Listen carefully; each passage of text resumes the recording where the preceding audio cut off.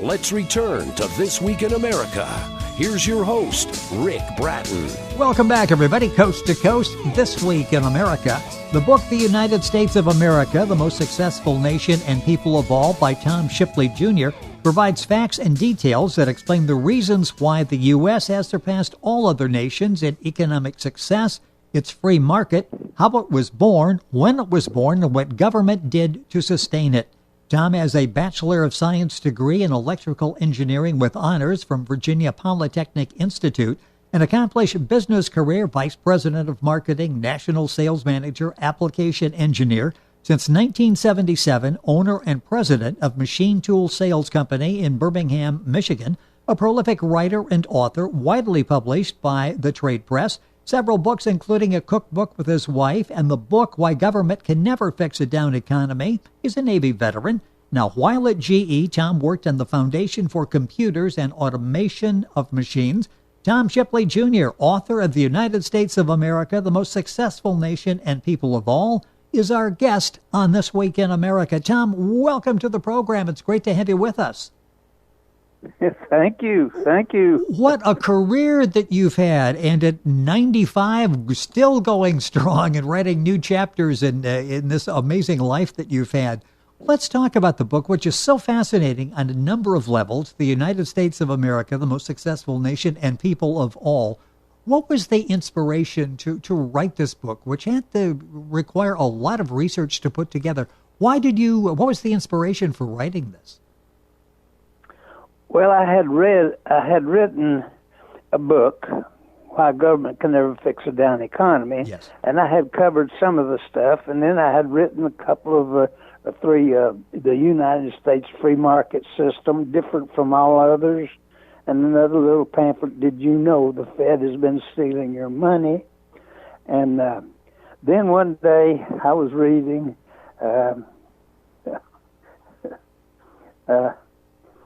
A Miracle That Changed the World, the 5,000-year leap. And it's by Skousen, Skousen. And in the preface for the book, one of the authors explained all the problems that he had and the education that he had, and he had problems with the Constitution, and with all of his education, he didn't know, but he didn't know he didn't know. Yes. and that got me interested, because that so much of that is in our government. Well, it exactly is. And when you read the book, suddenly it's like, well, wait a minute. I've sort of thought these things over the years, and now Tom is pointing it out. And it's interesting because you talk about so much of the information about our economy, our marketplace, is entirely incorrect. And you lay it out chapter and verse on that. Talk a little bit about that and why it really is incorrect information, and we sort of base our livelihood on it, our country on it. Well, most of the problems, our founders accepted our government to be run by citizens. Yes. And it's being run by citizens. Except these citizens that we are running now have never been normal American citizens. They have been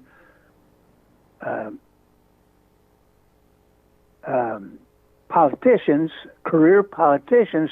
They have started early in their life, and they've been involved in politics. They've never been in business. They've never been in the military. I mean, too many of them. Yes. And as a result, they do not have the knowledge of this country that is necessary in order to make the government run properly.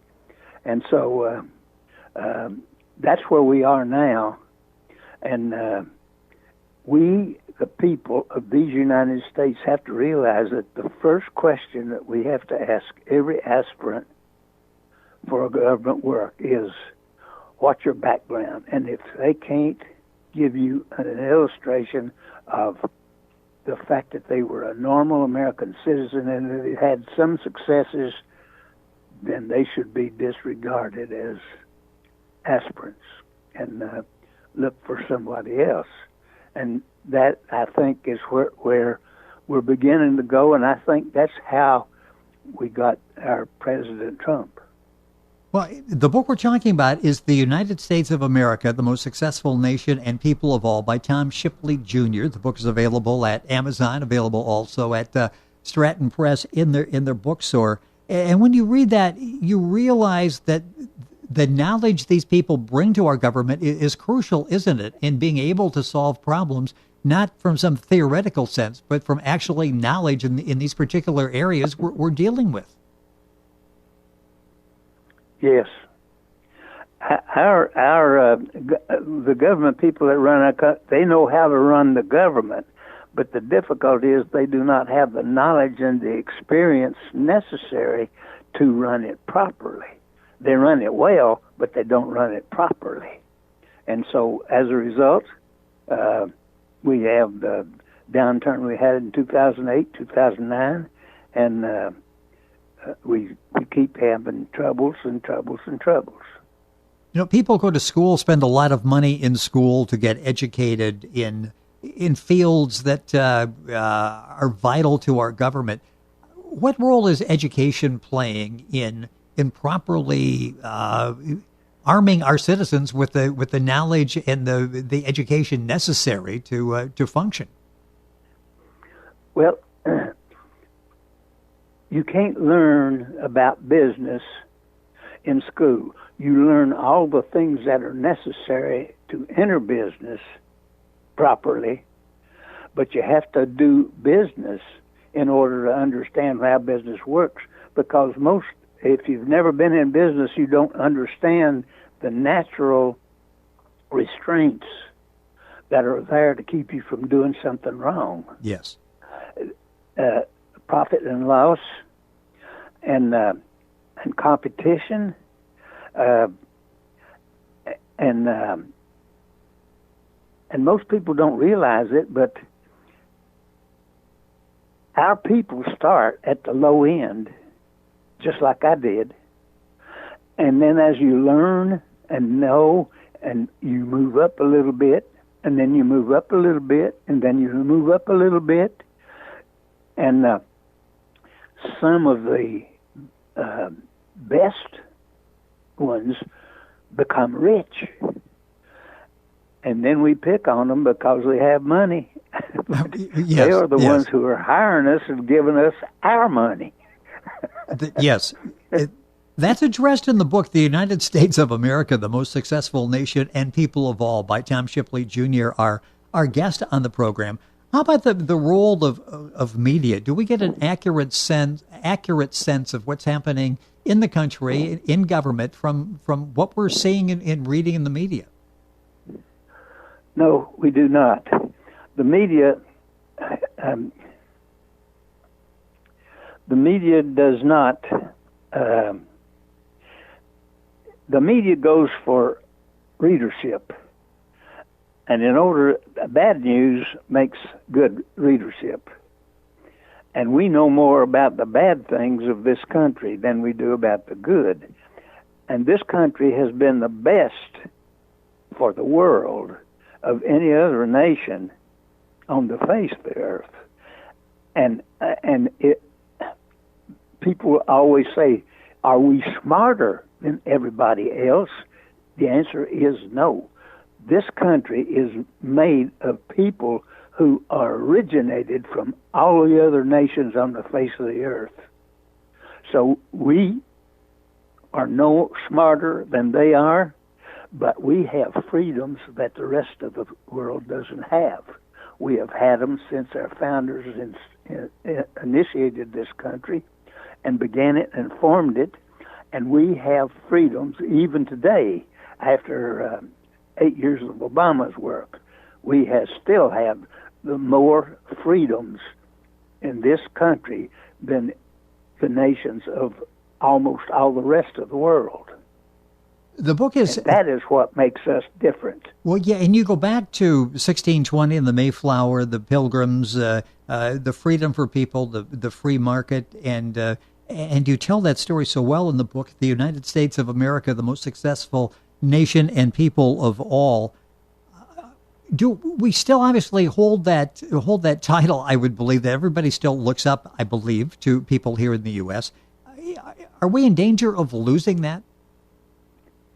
Well, most people don't realize it, but the people of Mayflower, in order to get the money in England, to get from England to here, they had to agree that everything, that all the land would belong to the community.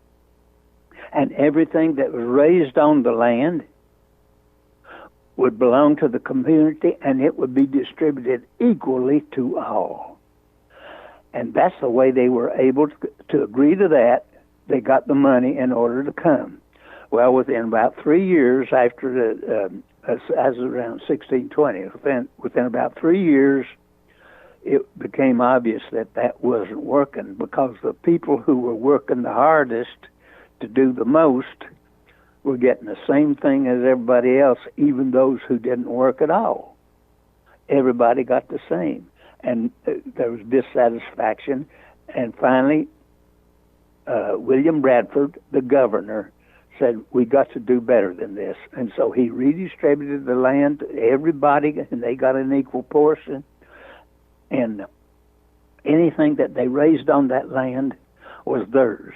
And the orphans, those who didn't have a family, they had their amount, and members of the community would agree to take them in, and so they took them in, and their property came with them.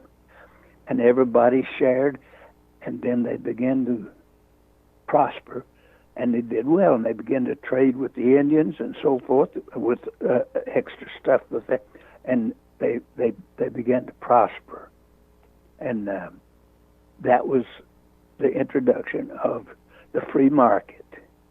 And that has been the thing that was one of the things that the founders used as in their idea of forming this nation. Yes. Was what had happened to the Mayflower people. It's such an interesting book, and things that we might have learned at some particular point in history and have forgotten about. The United States of America, the most successful nation and people of all. Tom Shipley, Jr., the author and our guest on the program. A couple minutes left. I mentioned in the beginning, but I find this fascinating. You're working with GE, and talk about this, what Numerical Control was the project, a new product that you were working on. This was sort of the foundation for computers of today. What was that like in the beginning when people had this wild idea that computers could actually, and automation, could actually function in our society? What was that like being on the ground floor?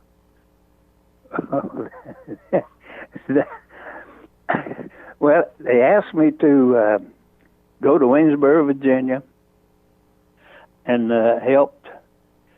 They were forming a product, Numerical Control, for machinery, and what they were doing was they were transferring from electronic tubes to the solid state controls, and that was just the beginning. And that was numerical controls for machine tools, and that began the automation. Yes. Of that proceeded during the 60s and the 70s and the 80s. And it was a phenomenal trip for me. And it was one of the neatest things that I think ever happened to me during that period of time. Well, yeah, and when you sit at the keyboard now and you've got this vast array of knowledge in front of you, do you think back to what it was like? I mean, you remember vividly when this was only a dream that not everybody, a few people had, and you were sort of there at the whole first step of this process. When I was a kid, my mother and my grandmother both read a lot. Ah, yes. And they used to send me to the library, and I'd ride on my bicycle and get them the books. And I got acquainted to the library, and I began to read and do the things, and then time passed. And today, I've got the library at my elbow.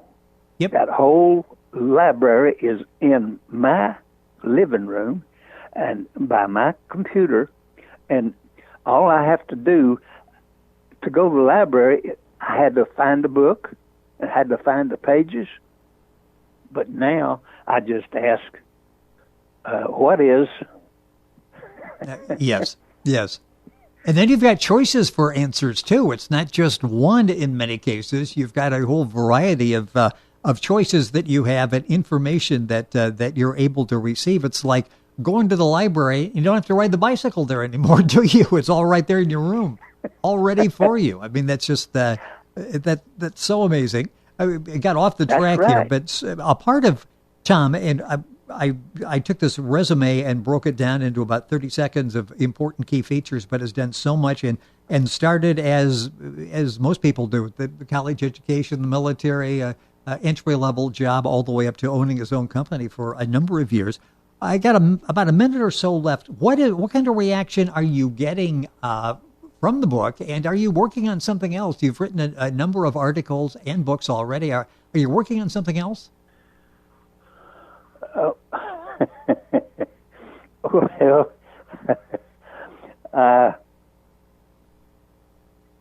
actually, I never set out to write a book. They just happened. I just got interested in something like global warming. Yes. I kept reading articles about global warming, and not a single one of them had a temperature. If I said to you, it was hot yesterday in Ohio, you'd say, how hot? And I'd have to tell you the temperature. Yes. And the fact that there were no temperatures at all given in all those articles when terrible things were going to happen, I said to myself, something is wrong. And I began to dig into it, and I discovered it is wrong. And I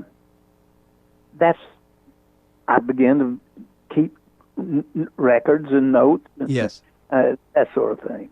And then after a while, something happens, and you put it on, and you begin to dig in the computer and pull it all out and put it into the best as you can.